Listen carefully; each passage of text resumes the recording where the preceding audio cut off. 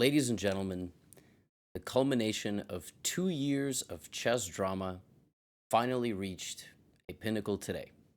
It is currently 2:10 in the morning in Paris, France. It is September 7th, 2024. As you can tell, we are seemingly lit up by candlelight here in my hotel room. Very rustic atmosphere. On the first day of the 2024 Speed Chess Championship finale has finished. Alireza Firouzja and Hikaru Nakamura have played their match. Magnus Carlsen and Hans Niemann have played theirs. Let me take you through both of these matches. This was the culmination of a 2-year grudge match, if you will, among many other things. Also, whether you're watching this right at the time that it happened or you're watching this far in the future, make sure to check out my interviews from this event. I did them with every single player. Probably the one that is the most noteworthy of the content is the one that I did with Hans Niemann, a 45-minute, unedited, unfiltered upload. And if you haven't seen that, I'll put it in the description. Let's start with Hikaru versus Alireza. This was a very, very marquee matchup. These two have been playing in elite chess.com knockout events for many years.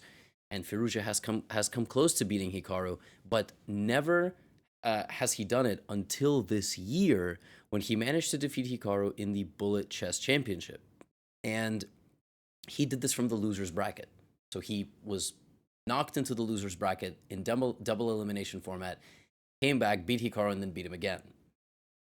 And to get here, Hikaru generally relies on his bullet skills, but before the event, in multiple interviews, he touted Alireza as completely equal to him and Magnus Carlsen as the best bullet player in the world.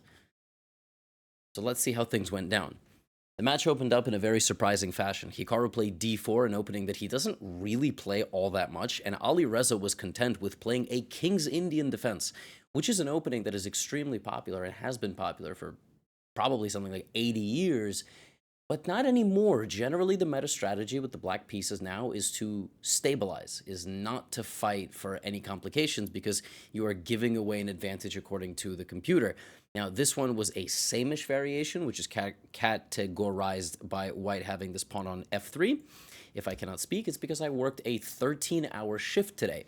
Listen, I understand there are people in this comment section that work 13-hour shifts, and it may not be as rewarding as the job of a chess professional content creator. I respect all of your work ethic. I respect everything that all of you do. I'm just telling you my voice is a little bit gone. My brain is a little bit gone. So if I can't pronounce certain words, please forgive me. This one became explosive very quickly. Alireza played e6, traded in the center, put his knight on d7, and played queen to a5 with the intention of playing b5. Hikaru left his knight in the center of the board, developing his pieces almost like, just like a game of Sudoku, just on every side of the board with seemingly no coordination whatsoever, just kind of like finding a number, putting it on a square, and then going to another number, and then noticing that you could have put a 5 somewhere. That's kind of the way he's developing his pieces. Alireza playing in a very coordinated fashion, knight c4, and the King's Indian is known for all of these different maneuvers. Knights jumping in the center, queenside pawn expansions, and tactics. Knight takes d2. Alireza sacrificed a queen early in this match. We had c takes before, queen d2, bc3, and this is a vintage King's Indian position. What you are trying to do here with black is advance your queenside pawns, activate your dark squared bishop, and you can already see the early makings of how it can become a monster. But to fight against the queen, you need a coordinated army of pieces. You need a coordinated army of pieces, and you also need a lot of pieces. You cannot stand up to a queen simply with 2 or 3 pieces in the back. Alireza played knight d7 and knight c5, but that was a wrong idea because suddenly Hikaru started trading off material, and Alireza got his light squared bishop walled out of the game. He tried to fight back with this move b5, but suddenly more trades occur. Hikaru inches in with the queen. The d-pawn is moving. Alireza looking for counterplay of his own. At some point, he's going to start pushing the pawn, but maybe not yet. There it is. But Hikaru also pushing pawns of his own. His king is safe on the opposite side of the board, away from the bishops, away from the rooks. Rook to e1. And it was Hikaru Nakamura holding his nerves early. d6, d7. Queen takes c2. A brilliant move to end things off. Because when you take his rook, he uses the pawn. He gets the queen to the other side of the board. Now, this was actually not even the best move. Queen c7 was the best move, because after queen c7, you threaten the rook, and the promotion square will actually be a fork. But okay, these guys did not have a huge amount of time. Hikaru very quickly got down with the queen, played e6. Because after rook h2, king g4, and pawn to h5 check, the king goes up here. Pawn to f6 is checkmate. But it's an illegal move. You're pinned. Not only are you pinned, I'll take on f7, I'll bring in my king, and Hikaru struck first in this match. And we sort of thought this is how the match was going to go, but Alireza Firouzja was not to be denied. He struck back early in the 5-minute segment. Hikaru was intent on playing this Ruy Lopez with bishop c5 and knight e7. This is something that he played in the candidates tournament against Jan Nepomniachtchi. I am going to go get some coconut water. I told you it's late. It's 2 a.m. I can do what I want. This is the latest I've recorded a YouTube video. It's 2 in the freaking morning. I'm recording a YouTube recap. I know. Everybody's got difficult jobs. I get it. But I'm going to go get some coconut water. I'll be right back. All right? You guys stay good.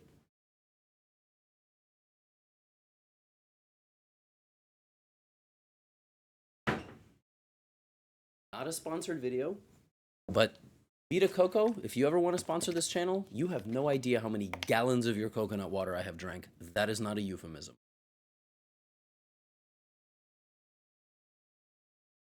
Oh, nectar of the gods. Okay, here we go. Alireza was not to be denied. He fought back, and he kept going into this Italian line with Hikaru.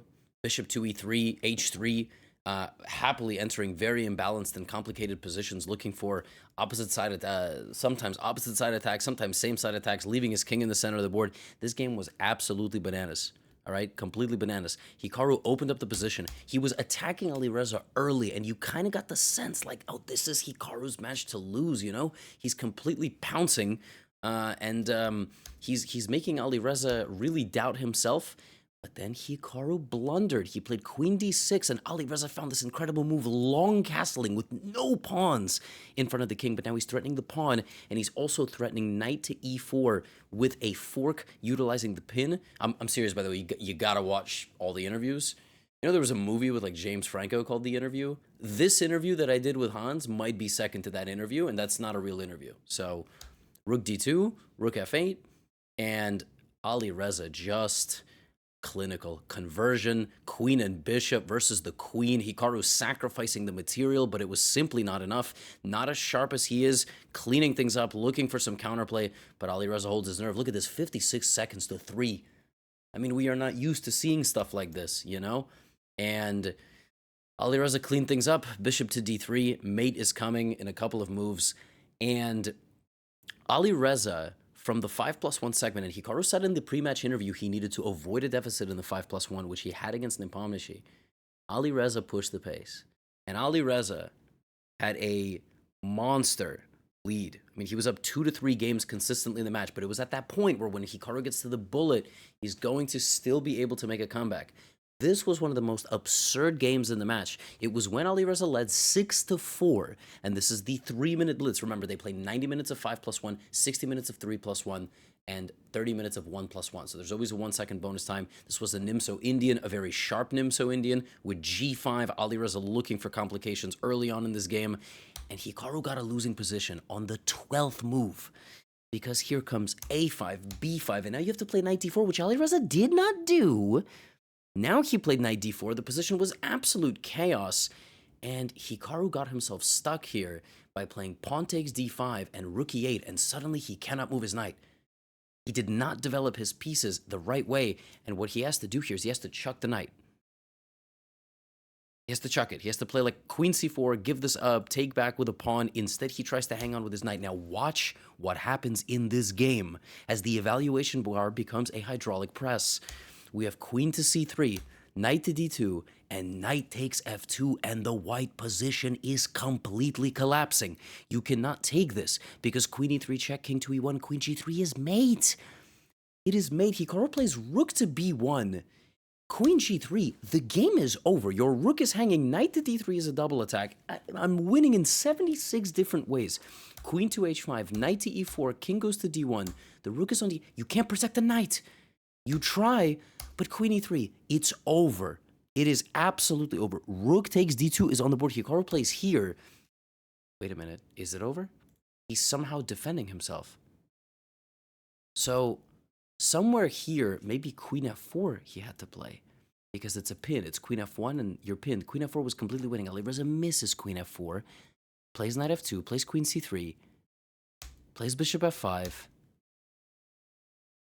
and Alireza Firouzja, from a completely winning and dominant position, blunders.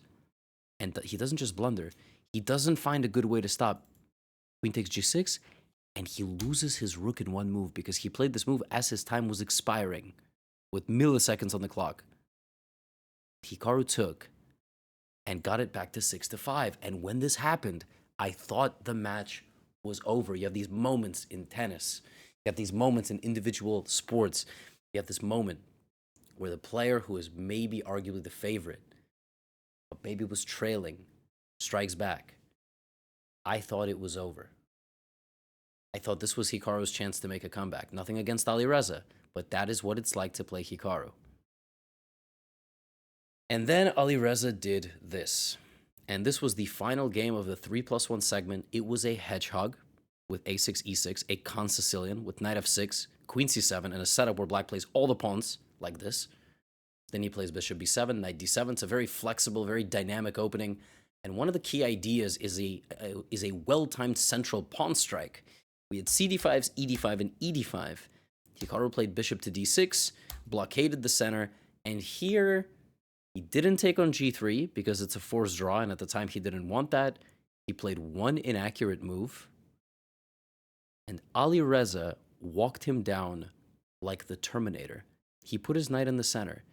He pushed the bishop backwards. He put the bishop forwards defending the center. He slid the queen over out of the way so it pressures the queen side and teams up with the bishop, and the rook is the one defending on the d file. Then he put the knight on c6. Then he slid the queen forward just ever so slightly. Then he dropped back so the rook wouldn't see the bishop. Then immediately, when Hikaru tried to create counterplay, the knight took advantage. Now the bishop tries to pin. We take, we anchor in the knight to the b5 square. Hikaru looking for counterplay, as he can try to do, queen d4, but it's too little too late. Every step backwards that Hikaru took, Alireza went forward. Knight c7. Bishop c6, bishop c6. Rook b1. And in one of the most shocking turns of events in Speed Chess Championship history, after going down 6-5, it was a one-game lead for Alireza Firouzja. He entered the bullet against Hikaru up by 6 games. He dominated this match. Hikaru won the bullet segment by, I believe, a game, but he ultimately lost the match. I mean, it was mathematically impossible for him to make a comeback entering the bullet. And Alireza Firouzja beats Hikaru Nakamura 16-11 in their semifinal match. Hikaru's record in Speed Chess Championship matches was 31 wins and 3 defeats. The 3 defeats were to people named Magnus Carlsen, Magnus Carlsen, and Magnus Carlsen. Alireza Firouzja just took down Hikaru Nakamura. He continues to absolutely dominate. Alireza Firouzja is not the future. Alireza Firouzja is the present. And I put a timestamp on this video, so if you had no patience, here you get Magnus Hans.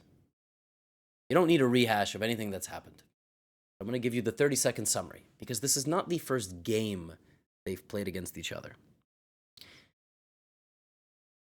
Magnus and Hans, almost 2 years to the day, on September 4th, 2022, were involved in that chess game in St. Louis.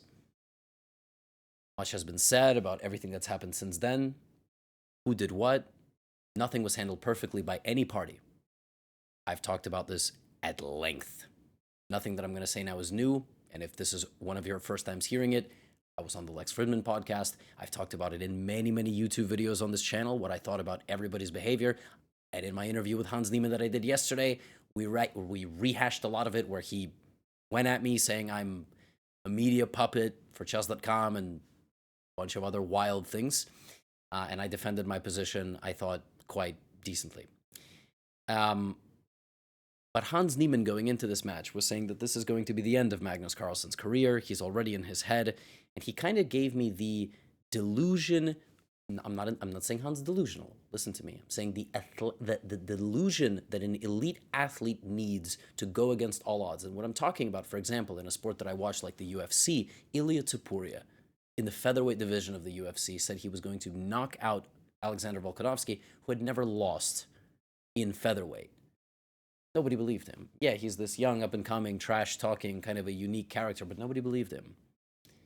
And then he did it. Hans Niemann talks with a level of authority that might make you question whether you know your own last name correctly. He might convince you after an hour that you don't. He speaks with a level of conviction where you do believe that maybe he knows something about himself you don't know. He has an inner dog that just is going to come out during these matches. The first game that they played was so tense. They met a couple of times in meaningless Title Tuesday games, to quote how Hans describes some chess games, but they sat down. It was tense, man. It was tense in there. Magnus opened with b3. I think he opened with b3 because he wanted a slow, maneuvering game. And Hans played d5. He played a reverse London system. And Magnus double fianchettoed. And there was like 100,000 live viewers on YouTube watching this game, which is, by the way, nowhere near the most viewed chess match of all time, but still very exciting. Rook c1. Bonus if you know what the most viewed chess match of all time is. The answer might surprise you. Rook 2e1. Bishop f8. They played slowly, man. Hans improved his position. He had good understanding. And then here, Magnus decided that he was going to sacrifice the rook. Bishop c5, queen c5. But he had missed a defensive resource, rook to b6. And suddenly, it was Magnus who, early in this game, was losing. He was losing to Hans Niemann in their first serious matchup in a head-to-head kind of like format like this. And, oh man, the tension was so palpable. It's 6 pawns apiece. Now, Magnus does have this very powerful dark-squared bishop on b2, but and Hans kind of struggled to deal with it. He tried to trade the pieces, and he did successfully, and you kind of got the sense like, oh my god, Magnus is nervous. He really is. Like, Hans somehow got into his head. I can't believe this, Rook to a1, but then accidentally Hans, trying to carry the momentum forward here, spends nearly half his time and blunders his own rook. And you really wonder, how did the guy miss this, right? Like, how? How is that even possible, right? It's a move which attacks your rook. How can it be possible? But also, I think you might have heard my Discord. I apologize if you did. So, I'm actually making a thumbnail right now for this video. It's just kind of wild. He just blundered his rook. Let me tell you, Magnus made a couple of improving moves before capturing it, and then it was off to the races. And Magnus in an endgame is really not a beast that you would like to face. It was over virtually immediately, and a degree of order was restored. You kind of had this very tense moment. You were holding your breath, like, is Magnus really going to do this? Like, is this really something that's going to take place? But suddenly Hans had the better position. You were like, oh my god, I can't believe it. It's happening again. He's going to beat him with the black pieces. Like, now, there was more games in the 5+1 segment. This, in my opinion, was not a game that stressed anybody out. It was a very smooth game. Magnus was relying a lot on these fianchetto systems. He really wanted to avoid deep opening theory and preparation and open games against Hans. He was really content playing these kind of close positions like d3. I mean, in a nutshell, the point of d3, which is, again, you play d4 here, it's the Catalan, and it's definitely something that Magnus had looked at. d3 is relatively innocuous, but if you capture like this, then white gets a very powerful pressure with the light-squared bishop. So we had a5, Hans taking space on the queen side, c6 playing in a kind of close Catalan fashion, but knight a6 was an inaccuracy, and it was actually better for black to create counterplay immediately, because this allowed e5, and this allowed this move h4, which in combination, e5 and h4, very common ideas from the King's Indian attack. We had b6, rook e1, Magnus trading, closing the center, and this is genius. like the level of positional understanding to play this, it's really lost on some of you, and that's not an insult. I will preface when I'm insulting you, bozos. But this really is genius. Allow me to explain. In a closed position, you look at the pawns, you look at the pawn breaks, who has the possibilities of making trades, but you also look at the pieces and their future prospects. And you start looking at these pieces, and you're like, none of them can go anywhere. If white plays the move a3, 4 of black's pieces have no way to develop further. No way. It's just not possible. So that's why we needed to trade on d5. My neck is so stiff. It's horrible. Oh, I can't wait to lay down. 2:30 in the morning. Knight to g5. And I mean, there are 2 ways to win a winning position. One is to simplify it to an endgame. One is to hit your opponent in the face with a baseball bat, and that is the one that Magnus is going for. They don't have baseball bats in the playing venue, but he gets the dark squared bishop. Now you look at Hans's position. He has 5 out of 7 pawns on the light squares with a light squared bishop. That means dark squares are up for grabs. We play queen g4, creating threats against the king. We bring a rook because it's always good to improve our position. The knight goes back to e2. The knight is going to the king side. He just ignores the queen side completely, and everything falls apart. Even the people who never frown eventually break down. Did you guys see that Linkin Park is a new singer? I saw like on Twitter some clips. It made me nostalgic, but I don't know. It didn't hit the same, but it wasn't. I mean, it wasn't as bad as people were like, because people on social media are so horrible. But Linkin Park is like a time capsule to such a wild time in a person's life who was born in 1995. Like 2007, 2008 almost felt like the glory years of music. I mean, you had like so many unbelievable of these, punk pop bands. I listen to it to this day. I'll listen to a whole Fall Out Boy album, like, no problem. Anyway, that's neither here nor there. And Magnus just sacrificing all his pieces, queen h5 and just rook c6. And this match, for all the hype, for all the interviews, for all of the drama, I talked about it in an interview yesterday with Magnus, and I told Magnus has never had a rival. He's had people who we try to prop up and stats that we try to cherry pick like we always do against the greatest fighter or the greatest athlete, and we say this person did this, but you didn't do that. But Magnus has never had a villain in his career. And he's never had someone say the things that Hans says about him. Now, I'm not saying Hans is like doing this completely in a completely unjustified way. Like, who's this crazy guy who's just talking about Magnus? No, like, I get it. They have a history. I get it. Hans would describe it as he tried to, ruin my career and so on. And he's been very vocal in his interviews about how he feels. But after the 5+1 segment of this match, it was 7-2 Magnus. That basically means the match is over. If you overcome a 5-game deficit against Magnus Carlsen, you are a monster chess player. And Hikaru was close, I think. They once had a match that was extremely close. Or maybe it was the opposite. Maybe Hikaru had a huge lead and then Magnus made a comeback, which was pretty wild.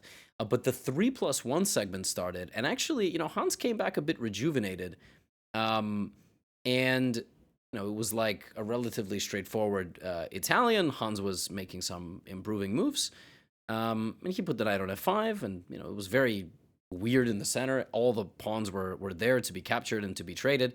And I mean, it was equal, but Hans was always kind of asking the questions here. He gave up his a pawn. He went for a king side attack, and Magnus again gave up a rook. I mean, he was just like giving up all his rooks like the whole match. He completely had no care in the world for them. Queen went back to d1, and then here, you would think that we were headed for an endgame, but Hans very nicely just put pressure on the position. He tried to attack the king. Here, he infiltrated with his queen. Queen f7 and rook b8. Magnus tried to run away with the king, but this very nice move, h5, sealed the door shut. You take on h5, h8, king g6, queen e8, f7, f8. Here, take. I take the rook, I take the knight. And so Hans just, I found this position very funny. I mean, you talk about getting crushed. Three pieces, the queen and two rooks on your 8th rank is like really not good. This is not the way a chess game is supposed to go. This means something went very, very wrong, and it did. And Magnus was Hans was winning some very, very convincing games against Magnus. His best moment in this match, I suppose you could say there was two, but one was completely meaningless. This one was meaningful because the first game of the 3+1, he won this game and it was now 7-3, and then he was winning the second game of the 3+1, but he lost. And he could never get any closer than like 4 games. I mean, he kept knocking on the door, but it wasn't close. Maybe it was 3 games at some point, but then by the time it went to the bullet and into the bullet, Magnus won like an unbelievable amount of games in a row. But at the end, and you know, this scoreline is not indicative of the match itself because Magnus won by 5 games, but Hans won the last 5 games of the match. So Hans beat Magnus 5 games in a row. But there was like 6 minutes of the match to go, and Magnus led by 10 already. So it's one of those games where like your team loses by 9, but if you scroll back 6 minutes, they were down by 27. So it's like basketball, you know. You bring in, you know, you sub in the bench players, and I mean, of course, Magnus. And some of this might surprise you. You may be surprised by what Magnus is doing. The reason that Magnus started playing very silly openings is that because multiple times during this match, Hans had paused play to speak to the arbiter, Judith Stare. I hope I'm pronouncing her name correctly. I'm probably not because it's, I believe, Hungarian. And she's an arbiter. And he said something about his mouse is like glitching. There are glitches, that the server, his move is not reflecting correctly on the server. And I gotta tell you, like, after interviewing Hans and hearing that Vladimir Kramnik is his life coach and mentor and is a genius, I was like, this is almost too perfect that they're both complaining about the server. And, you know, in the case of the Clash of Claims where Vladimir Kramnik played, he was correct in the bug occurring. He thought it was an inside job. That's a whole, you know, another absurdity. But, you know, Hans was saying stuff. And the thing about this event is that this is a fully, you know, this is Chess.com's Speed Chess Championship. It's completely fully put on by Chess.com. The level at which they have gone, I was briefed by some of the technical producers there. Like, the players are completely, I mean, it's, I don't understand any of the stuff they explained to me, but they screen recorded his games. They had a camera on his computer. Nobody can confirm the stuff that Hans was talking about. So, you know, and I think this was Magnus's way of being like, bro, I'm done. Like, I don't care anymore. And so he was playing silly openings towards the end, and, you know, the games were kind of chaos, as you can see here, like a lot of blundering, and Magnus just blunders knight a5, you know, and credit to Hans for staying sharp, of course. Like, you know, it's not, I'm not understating the fact that, you know, winning a rook endgame in a time scramble against Magnus is, I'm not understating it, you know, whatsoever. I thought it was a nice thing that he did, and to win 5 games against Magnus is no easy feat. But ultimately, it is Hans who, after the first segment of this match, was never in competition to win it. And yeah, we have the games here: 16-11 Alireza over Hikaru, and 17.5 to 12.5 over of Magnus over Hans Niemann. So Magnus will play Alireza in 2 days' time on a Sunday of the 8th. Maybe that already happened. Maybe there's already a recap. We interviewed Magnus after. He was very happy to end the match. He did, and you can watch the interview. He mentioned that of all the matches that he's played, he was definitely more nervous and more tense for this one, and he was definitely relieved, and it was like, I'm happy I got it over with, and obviously happy that he won. But now he's actually way looking forward to playing Alireza, because he said in his own words that he is much more motivated and excited to have a challenge of somebody who brings the A game out of him. If he doesn't come and play his A game, he will lose. He said that. And that's very fun. And our consolation match is Hikaru versus Hans. And I will just say, you know, Hikaru versus Hans, over the last 6 to 12 months, it almost felt like the Hans versus the, versus the world campaign completely pivoted to Hikaru. And it's, it's everything. It's all the YouTube videos that they make about each other, like Hans called him a coward. Hikaru responded with some other, video where he like beats Hans, and then Hans responds, and then Hans makes clips and posts them about Hikaru, and